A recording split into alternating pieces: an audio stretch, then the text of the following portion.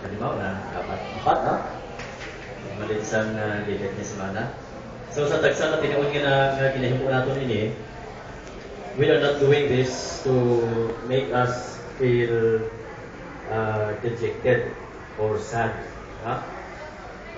But rather we are doing this to strengthen, to enlighten us, and to encourage preparation. Kita nga mga huwit pa yan, no? Isa tayo sa batik, no? Ariya sa aton ang oportunidad, no? Kita nga ari pa sa sini kalibutan. Okay, so I believe we are all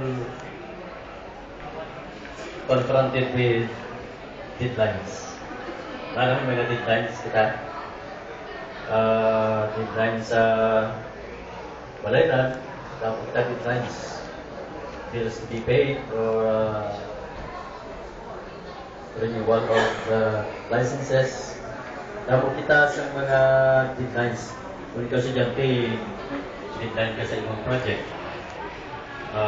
Kung ikaw kusyante, may mga deadline ka sa mga balayran. Deadlines. But you know what? There is one final deadline that we all will face. There is one final deadline that we all will face. Ano siya? The Bible says in Hebrews chapter 9 verse 27, permita na ginahambal.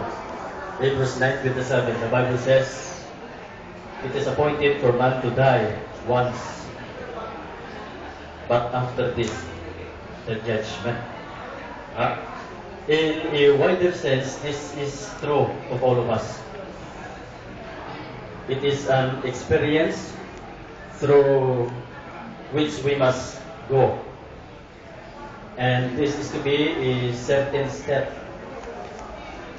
Man is destined, or we are destined, all of us are destined to die.